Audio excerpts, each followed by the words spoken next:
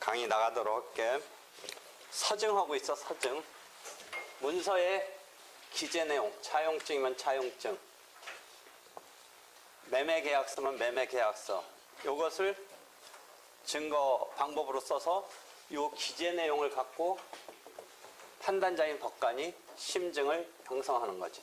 이게 자유심증주의지. 그런데 이 서증은 형식적 증거력이라는 개념을 우리가 쓰면서 요걸 통과해야 돼. 그러면 요 작성 주체가 이 문서를 자기가 의사에 따라서 작성한 거다. 다만 그 작성 내용이 어떤 사실 확정에 대해서 어떻게 쓰일지는 법관의 자유심증이지만, 그러기 위해서는 즉 실질적 증거력이라는 서증에서는 이렇게 단계를 구별하는데, 요게 자유심증이고 그것을 위해서는 형식적 증거력을 통과해야 돼. 근데 증인의 경우는 이런 용어를 안 쓴단 말이야. 왜 그렇다고 그랬어? 요거는 증인을 부른 사람이 주민등록증 등에 의해서, 번호 등에 의해서 확인하면 그 사람 입에서 나오는 건 그 사람이 말하고 있는 거잖아. 근데 서증은 그 작성 주체가 이걸 썼다라는 게 한번 통과해야 된다라는 거지. 인적인 증거는 증인 입에서 나오는 걸 막 그 사람이 말하려는 그 나온 말이 그 사람 말이다라는 건, 즉 형식적 증거력 부분은 이미 통과하고 있는 거지. 그러니까 인적인 증거인 증인신문에는 이런 게 안 나온단 말이지. 서증에서 이런 말이 나온다는 거지. 그런데 이 형식적 증거력은 상대방이 부인을 하면 증명을 해야 되는데, 이게 공문서의 경우는 그대로 추정되는데, 이게 사문서의 경우는 증명을 그럼 해야지. 다행히 여기에 날인 등이 있다면 이 날인이 그 사람의 작성 주체의 의사에 의해서 날인이 있었다. 그런 상태에서 추정이, 진정 성립이 추정된다라는 이 2단계의 추정 규정이 쓰이는 거지. 그래서 보면, 그림을 보면 391면에 그림을 보면 그걸 그려놨어. 358조가 한번 조문 읽어봐봐. 358조. 사문서의 경우는 공문서와 달리 증명해야 되는데, 만약 상대방이 인정했을 때는 어떻다고 그랬어? 그 자백이 함부로 취소 철회되느냐 아니냐가 계속 시험 문제로 물어본다고 했지. 보조 사실이긴 하지만 주요 사실의 자백과 같이 함부로 취소 처리할 수 없다의 특별한 케이스로서 자꾸 물어보는 거지. 한편 358조 읽어봐. 만약 증명을 이제 해야 돼. 이쪽이 인정하지 않고 진정 성립에 대해서 자기네가 인정 못하면, 즉 작성 주체 등에 의해서 그게 자기 문서라는 것을 증명해내야 되는데, 다만 작성 주체라고 지금 내세우는 사람의 서명, 날인 등이 있다면, 그런 상황에서 일단 358조를 읽어봐. 조문을 읽어줘봐. 358조 사문서의 진정의 추정.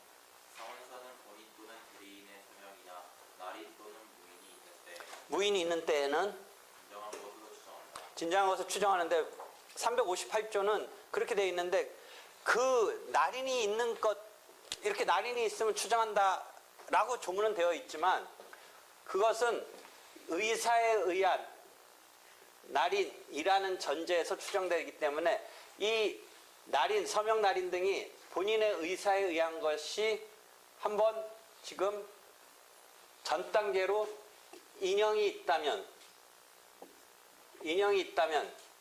그 날인이 그 사람 도장 주인이 본인의 의사로 찍었다라고, 여기가 사상 추정이 한번 되면서,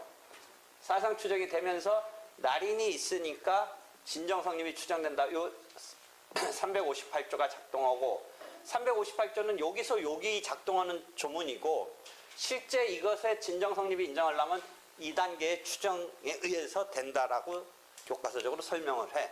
358조가 말하는 건 그 그림에서 의사에 의한 날인이라는 걸 전제로 한 진정성립 추정이야.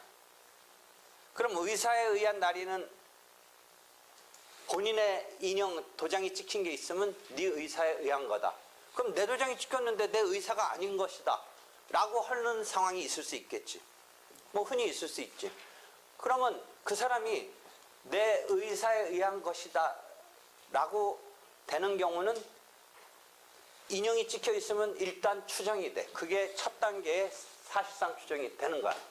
그래서 358조가 작동해서 진정성립이 되는 거야. 그럼 거기서 인형은 도장은 찍혀 있지만 내가 찍은 게 아니다. 누가 내 도장 몰래 갖다 찍은 거다. 라는 식의 얘기는 할 수 있겠지. 그러면 여기서 여기로 가는 것에서 이게 추정이 되니까 A라는 것으로부터 B가 추정이 된다. 즉 뭐야? 인형이 찍혀 있으면 자기가 의사에 의해서 찍은 거다라고 추정되고 여기서 다시 C라고 해서 358조가 되는 거고 이것을 진정성립을 지금 인정받을 수 있기 위해서 진정성립이 증명돼야 되는데 추정 규정에 의해서 그것이 진정성립이 인정되는 이 조문이 하나 있는 거야.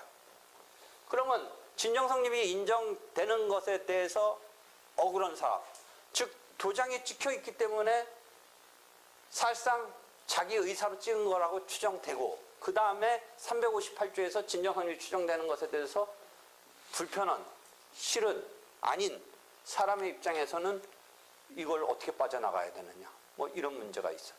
그죠?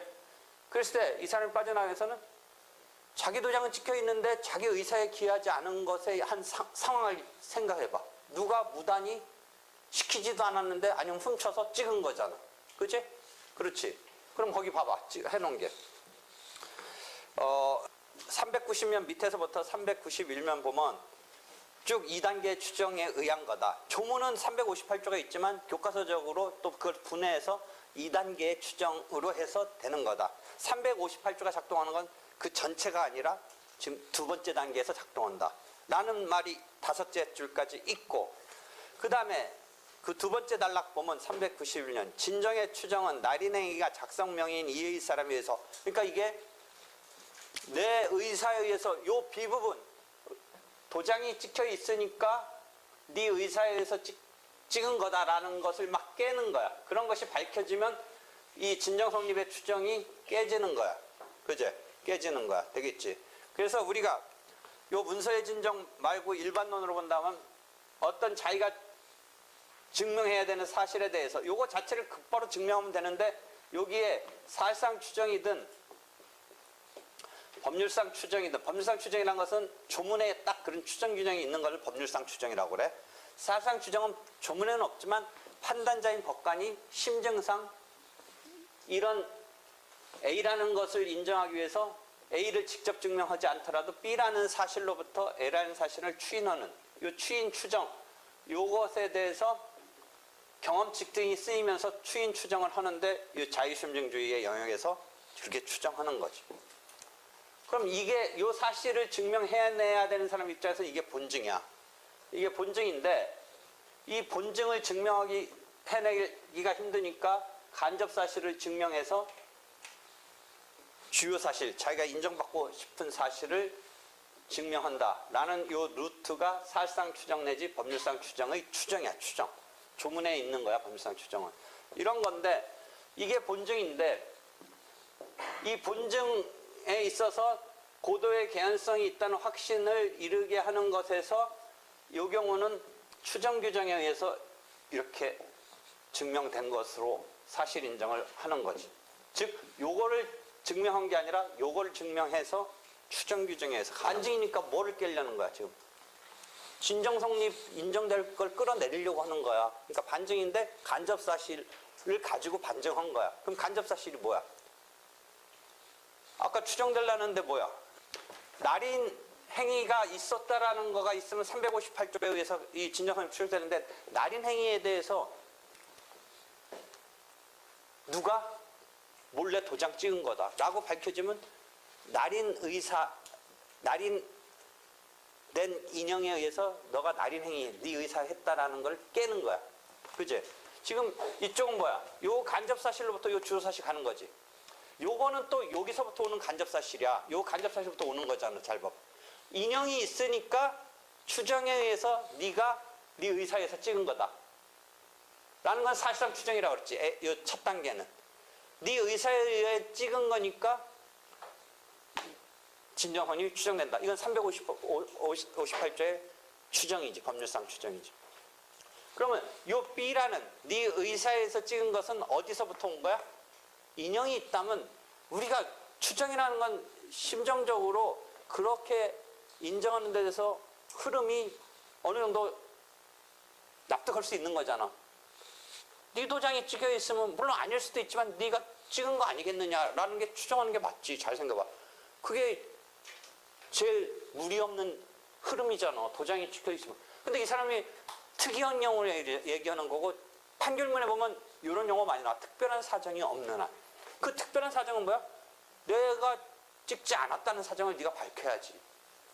도장은 찍혀 있는데 누가 내 도장 서랍서 빼가서 찍었다. 이거 특별한 사정이잖아. 그러면 A로부터 B를 추정하는 게 인정될 수 없다는 거지. 그치? 본인의 의사에서 찍은 게 아니잖아. 그치? 그게 밝혀지면 이 흐름에서 이거 다 깨져버린다고. 그러니까 본증은 진정 성립을 인정해야 되는 사람 입장에서 본증인데 그게 누군가가 도장 훔쳐가서 찍었다 아니면 본인의 의사에서 찍은 게 아니다라는 게 밝혀지면 그 추정의 흐름이 깨지지. 그게 그러니까 간접 사실을 가지고. 그죠? 그때 뭐 때문에 헷갈렸지?